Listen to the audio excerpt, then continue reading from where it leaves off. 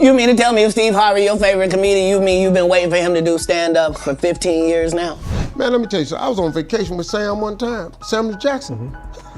We was in Portofino, we had finished dinner one time. We walking back to go get on this boat. Hey, you're Samuel Jackson, I want to take a picture. He said, what's the magic word, motherfucker? Katt Williams recently unleashed a barrage of criticism, particularly targeting Steve Harvey, with no holds barred. Disregarding Steve's iconic mustache or Samuel L. Jackson's impeccable comedic timing, Katt asserts that Steve's success is not as pristine as it appears. The Hollywood scene is abuzz with drama, focusing on Samuel L. Jackson and Steve Harvey. While one might assume these heavy hitters would be close, the reality is quite the opposite.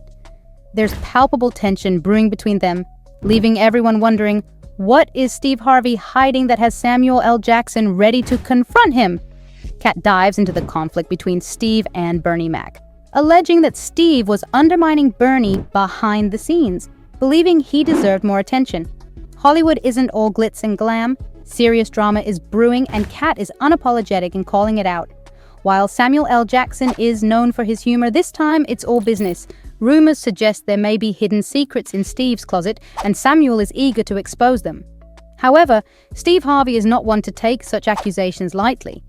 If Samuel proceeds with revealing the alleged secrets, a Hollywood showdown of epic proportions could ensue. Steve Harvey is renowned for his comedic flair, whether on his radio show or hosting his daytime talk show. He's practically a household name.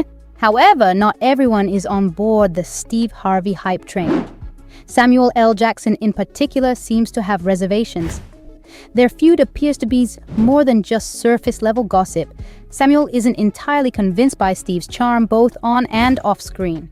While there have been hints of Jackson's feelings over the years, things escalated recently when he shared details of a past encounter with Harvey. Despite viral photos suggesting a close relationship between the two, Samuel revealed that the yacht scene was entirely unplanned, hinting at underlying tensions.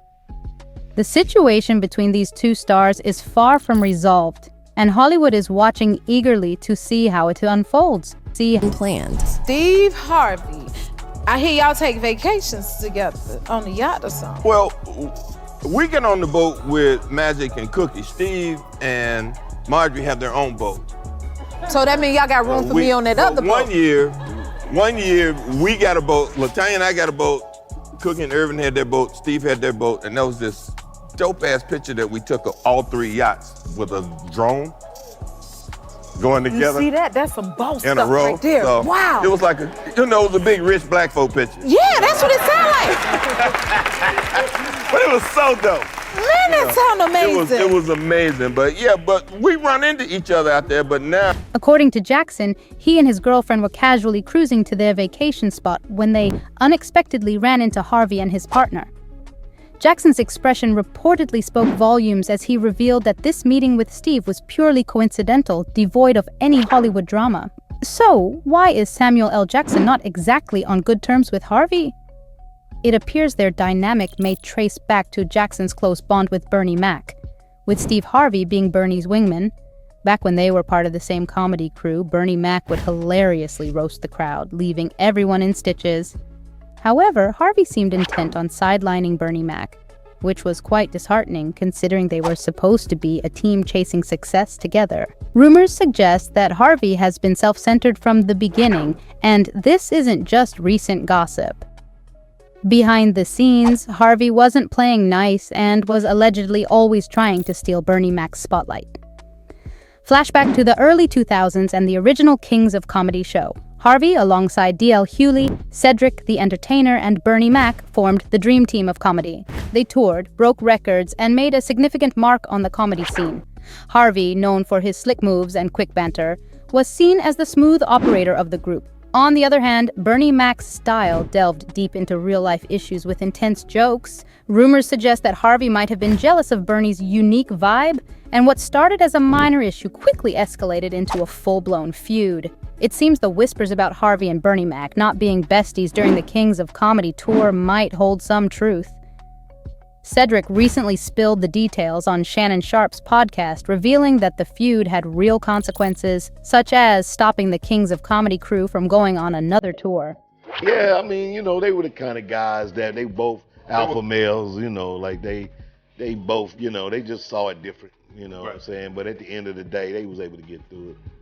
You guys, is that one of the reasons why you did the first part, and then the second part? I think, of course, that was, definitely a contributing circumstance, but I also think that it had a lot to do with the promoter on the thing, because he got a bigger head than all of us. Right. So the dude that put us all together started to really think it was about him, so it started to be that. So it was a lot of those kind of elements in there where sometimes people just... Back in 2003, Bernie Mac dropped some truth bombs in an interview with GQ magazine, alleging that Harvey was blatantly jealous and attempted to interfere with his movie opportunities. Naturally, Steve couldn't simply let that accusation slide, and in a 2010 interview, he candidly discussed how Bernie's words had hurt him.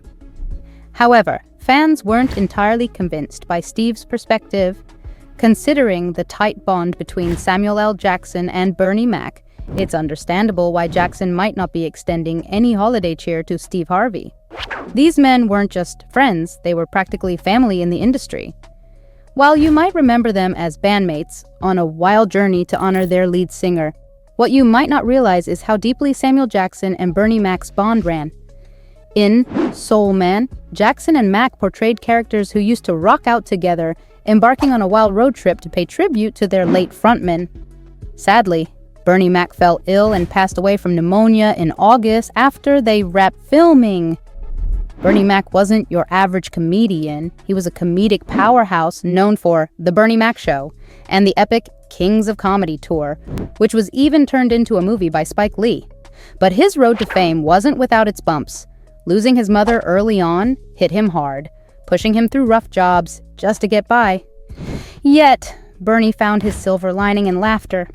He dove into stand-up comedy, determined to spread joy. His legacy goes beyond just jokes on screen. It's about bouncing back from life's punches and turning struggles into comedy gold. Bernie's mantra was to be the best and stay true to yourself. He didn't care about fame or outdoing others. Bernie just wanted to make everyone laugh, regardless of where they were from. And he didn't chase money. He believed that good work brings its own rewards. Bernie's passion for comedy was next level. For him, it wasn't about the money. It was about honing his craft. According to Bernie, if you're good at what you do, the money will come naturally. There's no need to chase it. Now, some people couldn't help but see this as a bit of a jab at Steve Harvey. But hold up, there's more to the tale. You see, Steve's all about that money talk.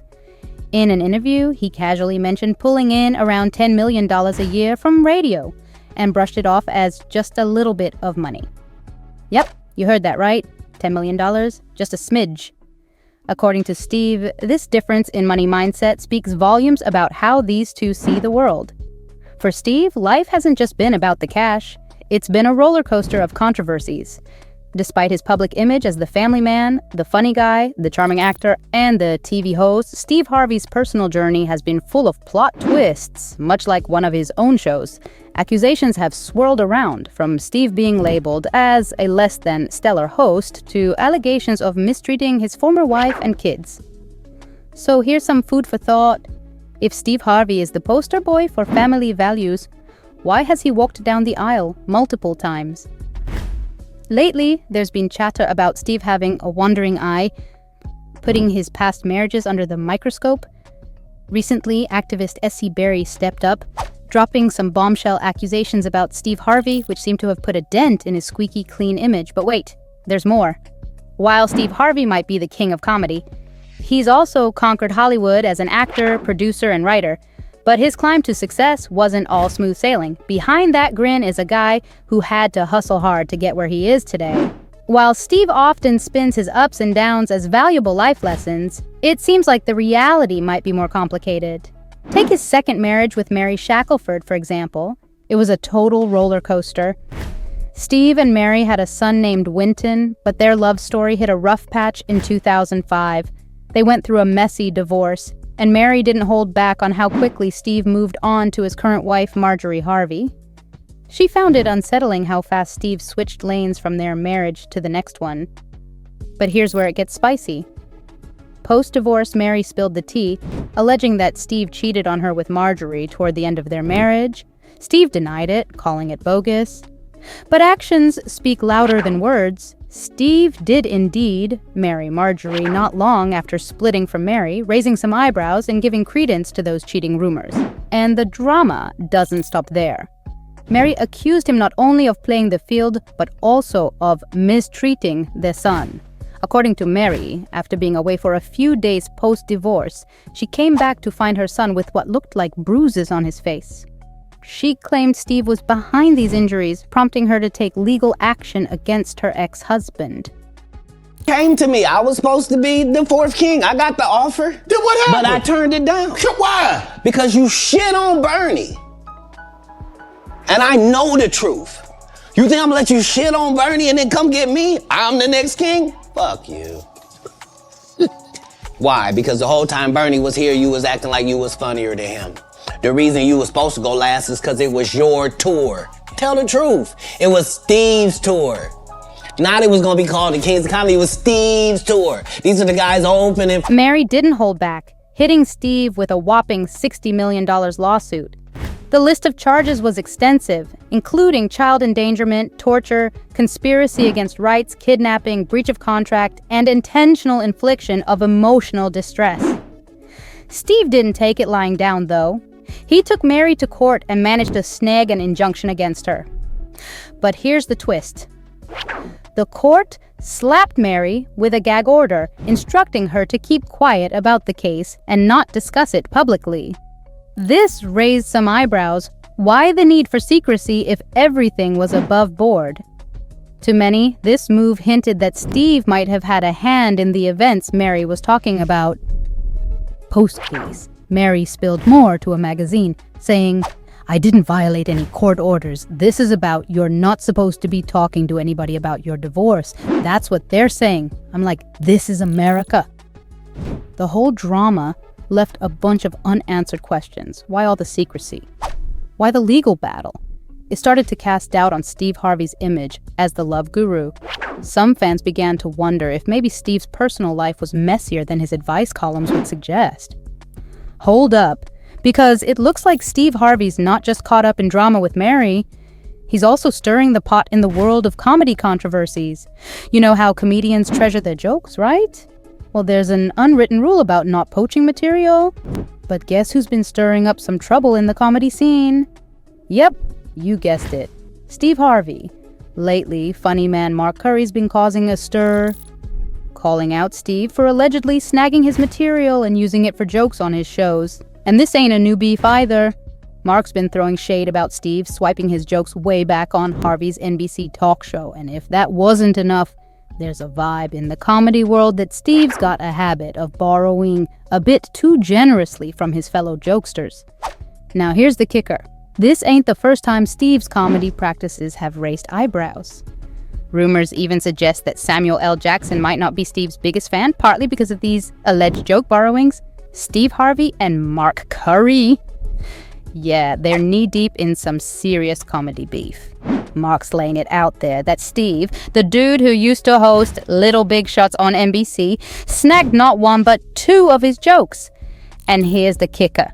Mark claims he already called Steve out on it before, but the alleged joke snatching just kept on happening.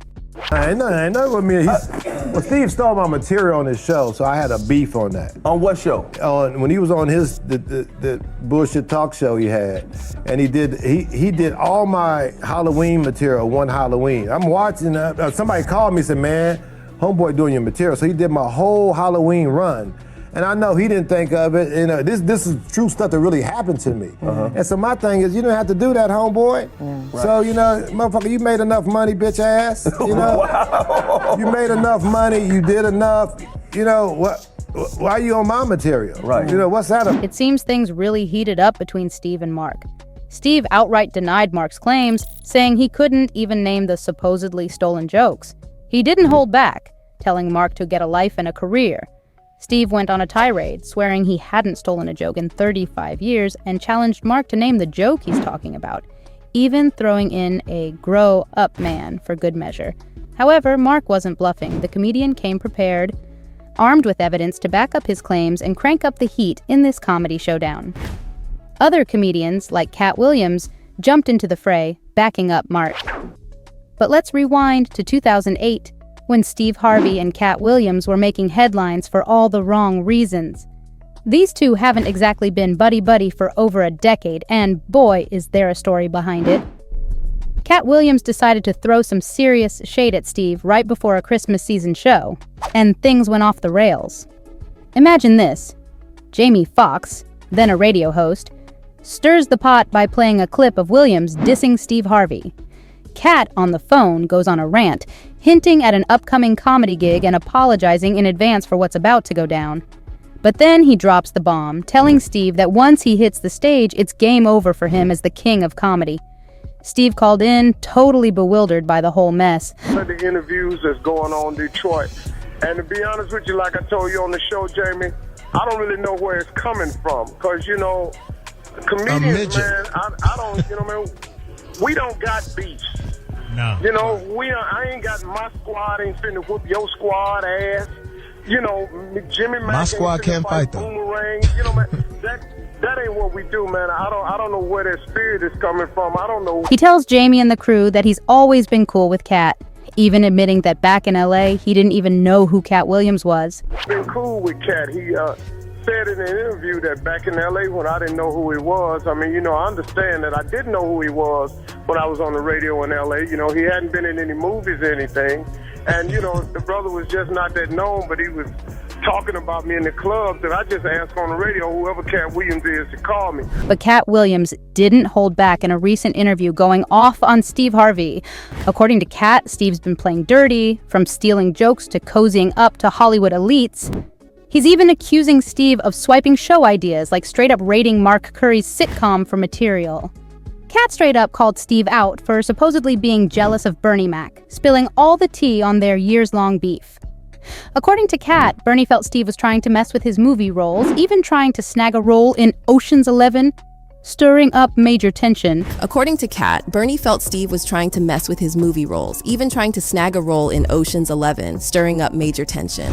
The same Steve that went to go watch Mark Curry do his whole sitcom and then stole everything Mark Curry had. Now Steve got a sitcom where he the principal and he wear a suit and then he gets this high top fade, making all black men think he got the best lineup in the business, and it's a man unit. Then you ask it, why you not a movie star? I didn't want to be a movie star. This the same Negro that hated on Bernie with this same thing. I didn't want to be a movie star. No, you couldn't be a movie star. There are 30,000 new scripts in Hollywood every year. Not one of them asks for a country bumpkin black dude that can't talk good Oba-Kaby and look like Mr. Potato Head. There ain't none. Katt kept going, claiming that Steve, in an appearance on Club Shet, tried to act all laid back about not wanting to be a movie star. Like they was movie stars. I never saw myself as a movie star. I always knew. Yeah, I was going to ask you that. Because you kind of like stayed in your lane. You see, Sid branched off, Bernie did movies. You kind of stayed. I mean, you had a couple of roles, but that didn't seem to be your passion. That didn't seem to be where you wanted to go. Never read for a movie, man. Didn't care nothing about it. I was a TV star. But according to Katt, Steve was secretly trying to outshine Bernie Mac and snatch up movie roles. Katt didn't hold back, diving deep into Steve's marital history, claiming Steve switched up his story about which wife played a crucial role in his success, shifting credit from one to another. Katt even spilled that he was offered a spot as the fourth king of comedy, but turned it down because of how Steve allegedly treated Bernie Mac. And that whole story about Steve being homeless? Katt's calling cap on that too, saying Mark was out there touring and making bank with him. And guess what? It seems like Katt's not the only one with a less than stellar view of Steve Harvey. The whole world might be giving him the side eye. One person wrote, Katt Williams is paid hard for saying things the way they really are. As far as Steve Harvey, Steve has never been funny, but he has been good at playing the role of somebody who is very likable and personable, and people laugh with him because they feel like he's one of them. Nothing could be further from the truth. However, there has always been something off, like the videos showing him dressed up as a Muslim, telling people that they need to come into alignment with what sounds like the New World religion. That's kind of Oprah, is where the person is being used as a tool of propaganda because people like and trust them. I think Steve is sold out to more than just the industry, but you have to do that if you want to be a leader in the industry. And nobody in the industry is a leader unless they have guaranteed that's true. So, Steve's known for his slick storytelling. Now, with Samuel L. Jackson hinting at spilling some Steve Harvey tea, it's got us wondering how Steve's going to wiggle out of this one. Rumors are flying about skeletons in the closet and some shady sacrifices for fame, but what's the truth?